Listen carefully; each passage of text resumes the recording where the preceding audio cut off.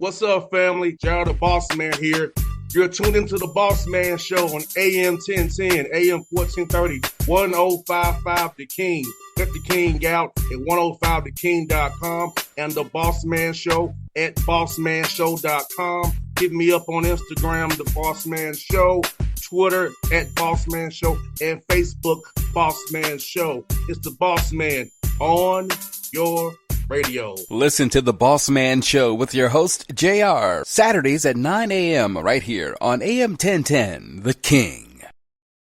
BS3 Network, changing the way you watch TV. Yes, BS3 Network, changing the way you watch TV, covering content and hot topics from A to Z, sports, music, society and culture, movie reviews, you name it, we have it. Check it out on bs3network.com or check us out on Roku, BS3 TV on Roku, as well as check out your favorite podcast on all podcast platforms or Spreaker.com/BS3 Network. You are now tuned to BS3 Network.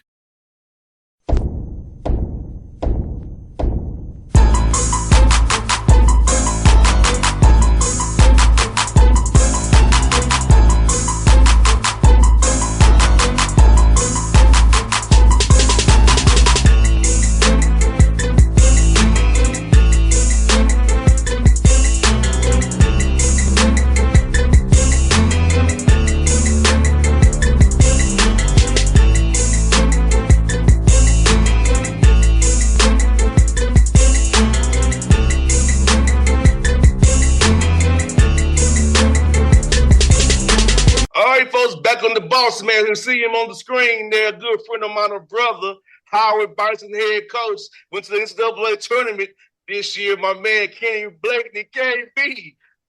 Back on the airwaves. How you doing, my brother? What's up, boss man? It's great to be back on the show and great to see you, man. How you doing? I can't complain, man. It's heading into April here, playoff push, and may have some fun coming up for me with my main job before I turn into the baseball man, the baseball boss man with the Braves. I know you're excited about how those Hawks are playing, though, leading into the playoffs, which is awesome. Yes, indeed. It's about time, man. It's about time. Hey, look, at least your whistles will be good next year. Quinn Snyder's got them rolling down, man. I love seeing that, and the ownership group down there with my man, Jesse Itzler, Grant Hill, and the crew. And just wonderful to see the success that you guys are having. My man Tony Lang's on staff down there.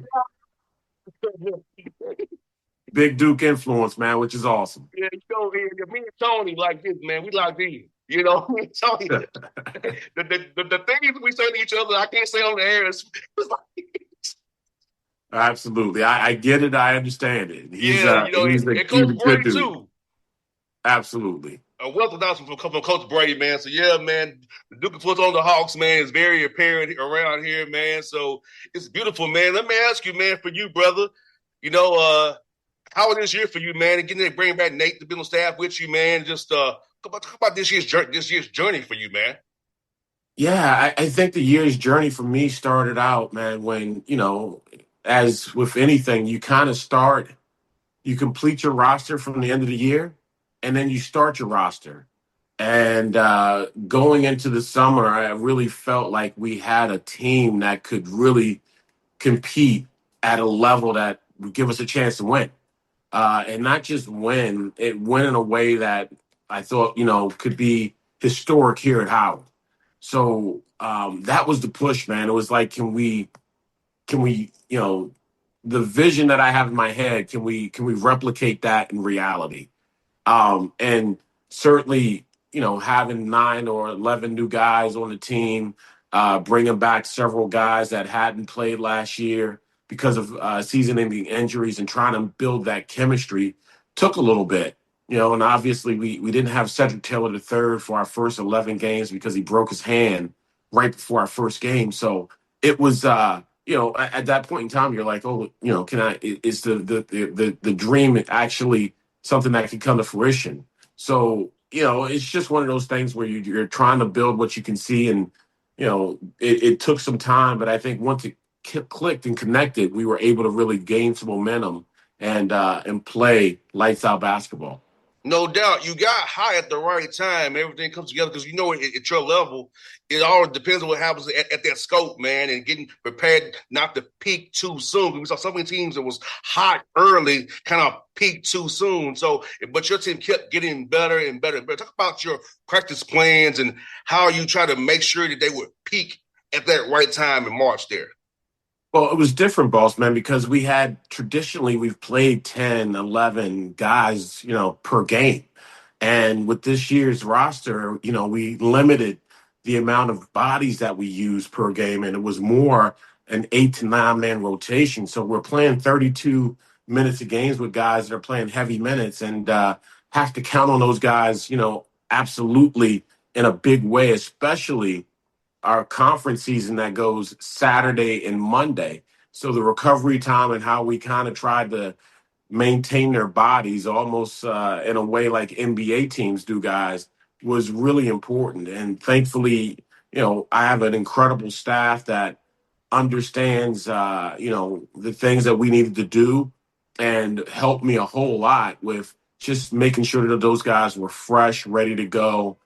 We talk about having fresh legs and fresh minds for our games. So we definitely had to look at practice a different way and not practice as much or as hard as we have in the past.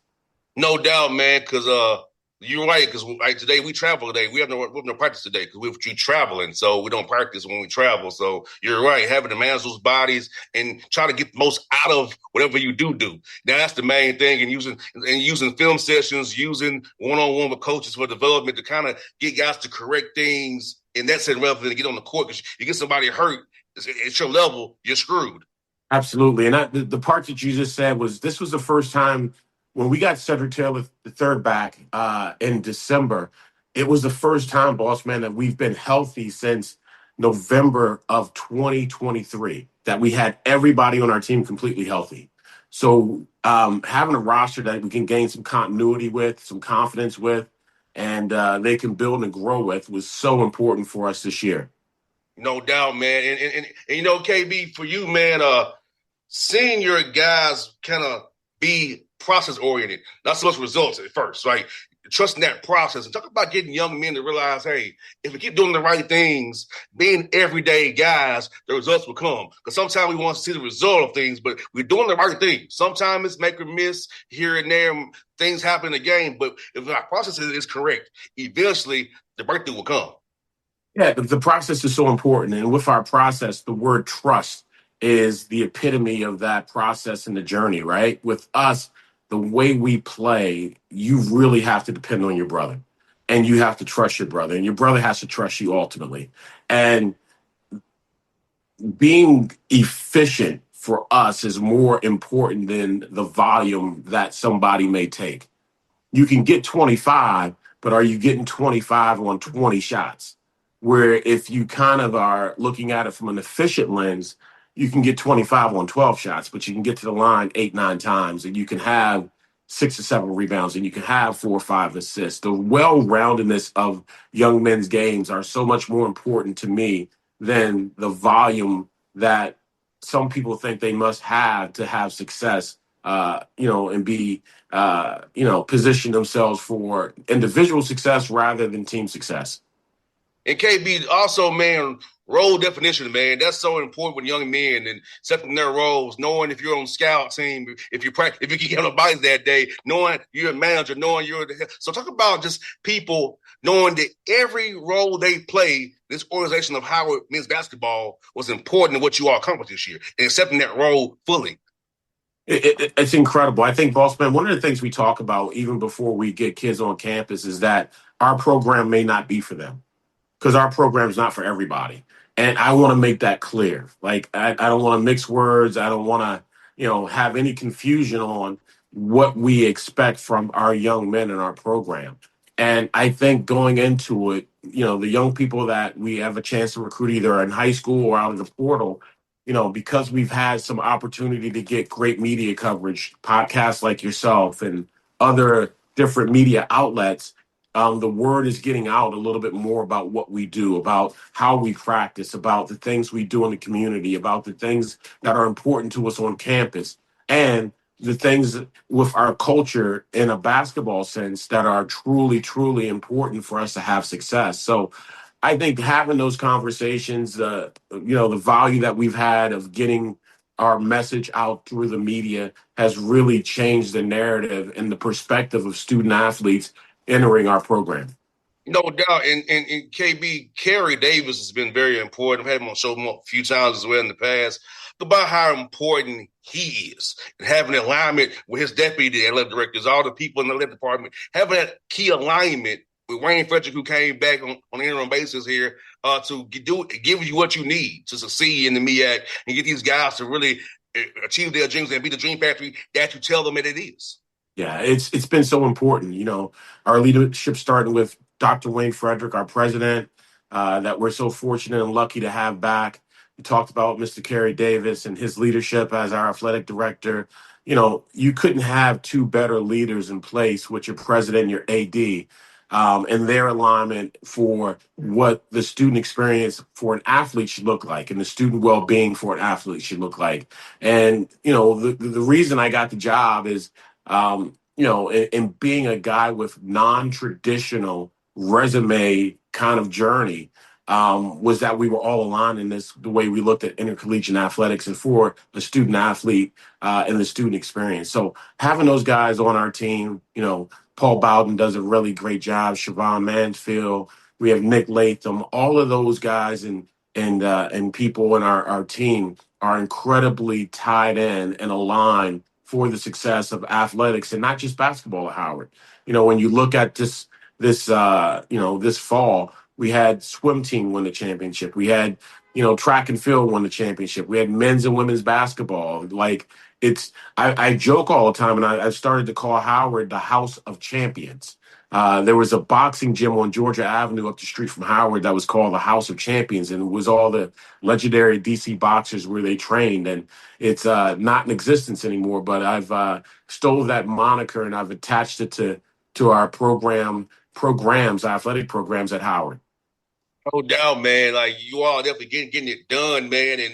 And this year's race in the MEAC, man, was very competitive because with so less teams, you play as many games, so you have to figure out games around the MEAC schedule. Look about how competitive it was at the top there to get to the scope, man, and really, 3 days get it done up there up in Norfolk, man.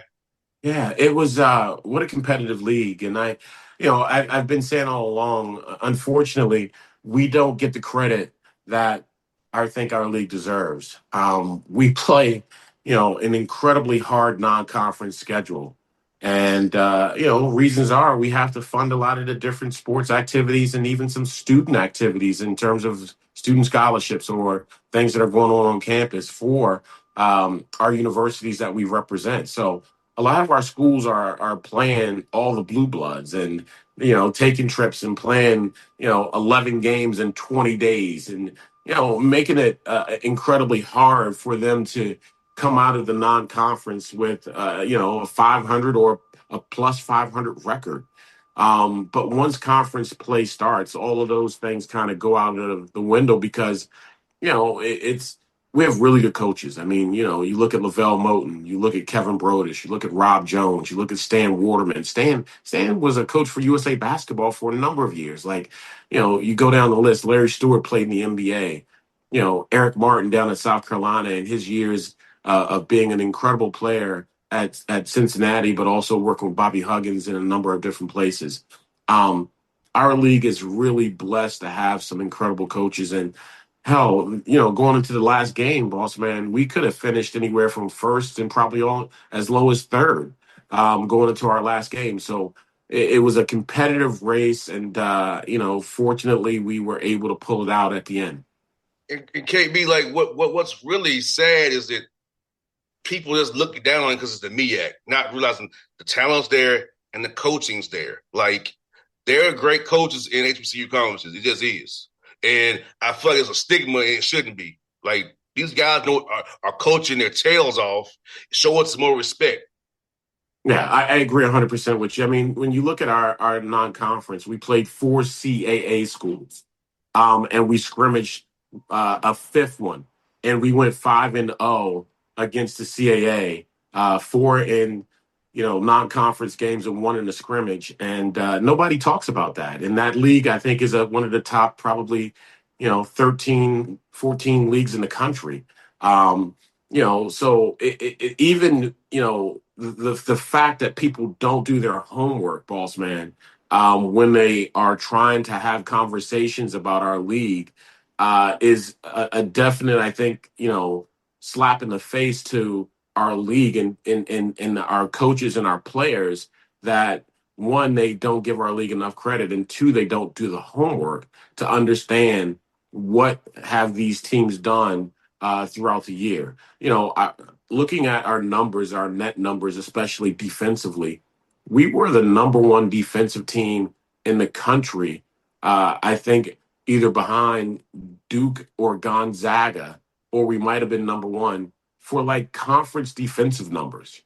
What our team did against our conference versus what other teams have done against their conference. I want to say, boss man, we were like a plus 19 versus our conference this year with the winning margin and different things that we've done. Like our defensive numbers were historic within the structure of our conference, and not I haven't heard anybody dig into those numbers or take a look at the net or take a look at what we were able to do. At one point in time, our average margin of victory was like 26 points against teams in our conference.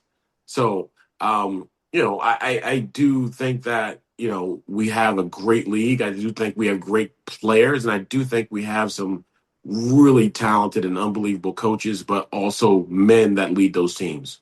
No doubt, man. And then how beautiful was it? I know you've been to the play-in, the first four previously in Dayton and not got the job done, but how beautiful was it actually to win in the first four, that first ever game for Howie's tournament, and then go on to play Michigan? Yeah, it was, I was so much more happy, boss man, for our players, our alums, the Howard community, Washington, D.C., and anybody that understands HBCUs and the Black culture, right? It's like for me, it means a lot. But it also means a lot to be able to showcase all of that on that national stage. And we talk about the student experience all the time. Part of the reason I want young men to come to Howard is because you're going to have opportunities to be on those kind of platforms and stages. Like if it's our non-conference games of playing in the Michael B. Jordan game, if it's playing in the NBA All-Star Weekend games, if it's playing in, the Truth and Service game versus Hampton. We rented last year Duke University, Cameron's Indoor Stadium, and played North Carolina A&T. We played in the Brotherhood Run at Duke. We played more non-conference games last year at Duke and more games at Duke than any other program outside of Duke men and women's, basketball. So because I want those young people to really feel great about themselves. I want them to have those memories and to be able to tell those stories. But also, when it's time that the ball stops bouncing for them, I want them to be able to pick up the phone. And because of those showcase games and being on national TV and playing them in venues that are, iconic venues that alums want to get out and visit and go watch, they can pick up the phone at any point in time and call alums and have those conversations with alums that may give them an opportunity to, get a job or position something for them where it really benefits them down the road. So that's the reason why it's so important that we, have a chance to plan that. So, it's all about our kids and our community and the alums in the DC, DMV community as well. And you played on MLK against my friend Larry Dixon in Morehouse, who won SIAC. So you played. You're not a D2, not a D4 was a hard game because Larry did a hell of a job with those Morehouse guys. He got to do the tournament in D2. Absolutely, man. He's a phenomenal, phenomenal person. I've known Larry for such a long time. Larry and I would when we spent time on the road in Georgia, we would find all the little hole in the wall soul food places and go every day. That's how close Larry and I are. And he, no doubt that he was going to do a phenomenal job, but I think that he crushed it this year. And looking forward to seeing what he builds there and the success that he's going to have in the future. And KB was very beautiful for me because with LD winning, Byron Smith winning it's Prairie View, you winning, and Nolan winning. All guys that I'm cool with went to the big day. It's beautiful to see all you all have success. So I'm glad Nolan's at Tennessee State, building a relationship with him, man. And no, we won't have him that much longer, but we're going to show him while we have him, But seeing Byron has been a friend for years, and LD, man, you, man, it's just so beautiful to see you brothers, achieve this for your teams, man, and get that national spotlight for sure. No, it's Bossman. It's been watching all the other programs have success and how they played and how they represented their universities and the young men that represented those universities was so cool to see. And on those stages too, man, it was just a wonderful, wonderful opportunity to highlight Black culture, HBCUs, and the young men and women that are part of that culture. No doubt. That's what I got for you, bro. So now with that season is, man, you taking a little bit of a break to decompress, or you're right back to recruiting in the portal, man, in a few days. It never ends. Just for perspective of my calendar year, and I think other coaches may have a different view of how their calendar works, but my calendar, like my year ends probably around August 1st, 2nd, or 3rd. And we start up from right around August 24th, 25th. So we'll go from August 24th, 25th to where the guys get into town and start school, boss man, to, what we have to do preseason wise, starting our, season games and stuff in November. Conference season starts in January. Hopefully you're playing in March and got your conference tournament and March Madness in March. You're playing until you don't play anymore, and then you have your exit meetings and you find out who's staying and who's going. And once you understand that, like for me, that's when our recruiting kind of begins. So we start our recruiting with what we have to have needs for with our program, which is so important. And then we go into kind of like the spring evaluation period for high school kids, maybe some kids that are that have gotten overlooked, that are quality student athletes that are at some community colleges, and then our summer recruiting starts. So that part goes on too, and then we have our summer camps and summer school for our guys. So all of that runs basically until August 1st, August 2nd, August 3rd.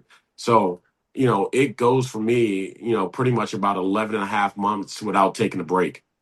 I hear that, my brother. Thank you for finding some time for me today, man, and doing your thing, brother. Hey, I'm so happy for you. So proud of you, brother. Keep doing your thing, man.